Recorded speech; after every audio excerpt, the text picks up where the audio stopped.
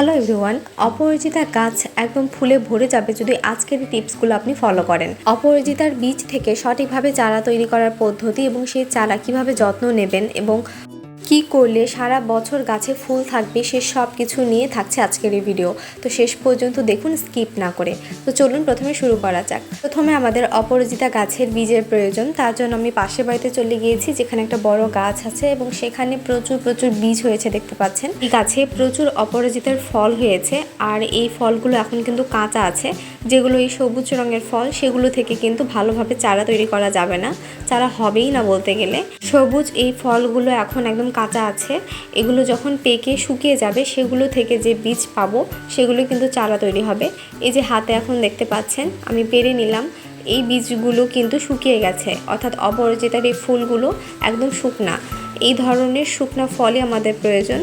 তো আমি আরও গাছ খোঁজার চেষ্টা করছি, একদম ভেতরের দিকে দেখলাম যে আরও অনেক শুকনো ফল রয়েছে, সেগুলো আমি ধীরে ধীরে পেরে নিচ্ছি। আর এই বীজগুলো কিভাবে আপনারা বপন করবেন সে পদ্ধতি আপনাদের সঙ্গে আজকে আমি শেয়ার করব।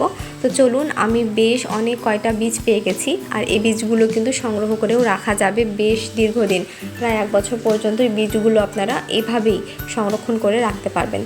তো বীজ বপন করার জন্য আমাদের মাটিটা প্রস্তুত করতে হবে। তো টবে সেই গাছটা দেখলাম যে একদম আগাছাতে পরিপূর্ণ হয়ে গেছে।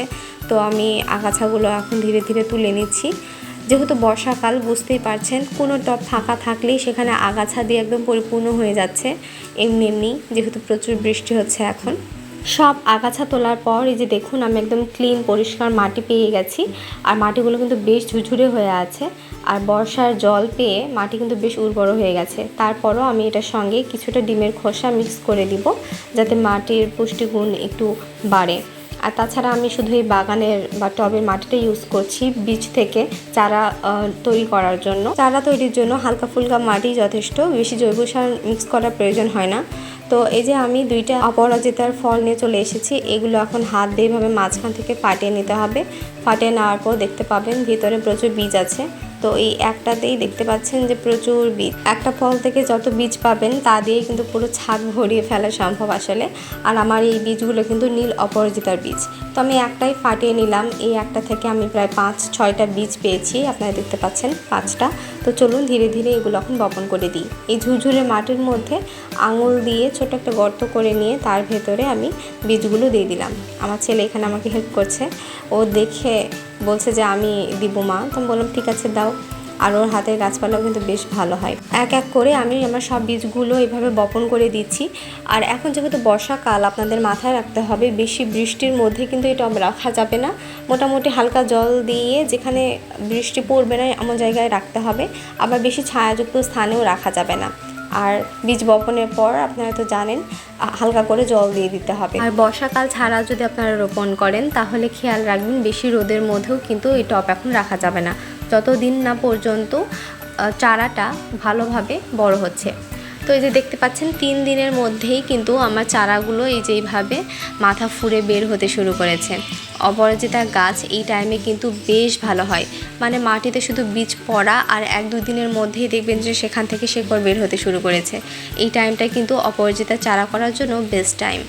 আর 5 থেকে 6 দিন পর এই যে দেখতে পাচ্ছেন 2টা করে পাতাও বের হয়ে গেছে আমার গাছে। 5টা বীজ লাগিয়েছিলাম, 5টাই কিন্তু হয়েছে, একটা বীজও নষ্ট যায়নি। আমি এই চারাগুলো সরাসরি মাটিতে ফেলে তৈরি করেছি। আপনারা চাইলে কিন্তু টিস্যুর মাধ্যমেও করতে পারেন। সেক্ষেত্রে একটা টিস্যু নিয়ে তার মধ্যে বীজগুলো রেখে উপর দিয়ে আরেকটা টিস্যু দিয়ে জল স্প্রে করে দিতে হবে। যখন জলটা টিস্যু থেকে শুকিয়ে যাবে তখন স্প্রে করে দিতে হবে। এভাবে রাখলেও কিন্তু আপনারা দেখতে পারবেন যে জার্মিনেশন খুব ভালোভাবে হয়ে যায়। তো বিভিন্নভাবেই চারা করা যায়। আমার কাছে মাটিতে ফেলে এটাই সবচেয়ে সহজ মনে হয়। আর এটা কিন্তু আমার বেশ দ্রুত চারা তৈরি করতে পেরেছি। আর প্রায় 10 থেকে 12 দিন পর এই যে দেখুন এখন কিন্তু চারাগুলোতে 4টা করে পাতাও চলে এসেছে। এখনও পর্যন্ত আমি কোনো রকমের সার ইউজ করতে শুরু করিনি, তবে গাছ যখন এই পর্যায়ে চলে আসে, মানে লতানো শুরু করবে, সে পর্যায়ে আমি কিন্তু কিছুটা জৈব সার গাছের গোড়াতে আমি দিয়েছি। আপনারা চাইলে ভার্মি কম্পোস্টও ইউজ করতে পারেন। এতে করে গাছের পুষ্টি চাহিদা পূরণ হবে এবং গাছ খুব দ্রুত লম্বা হতে শুরু করবে আর খুব দ্রুত কিন্তু ফুল দেবে।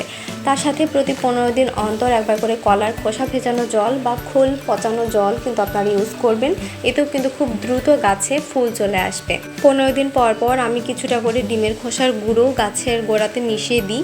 তার সাথে চাল ধোয়া জল প্রতি সপ্তাহে একবার করে চাল ডাল বা মাছ ধোয়া জল আমি গাছে ইউজ করি।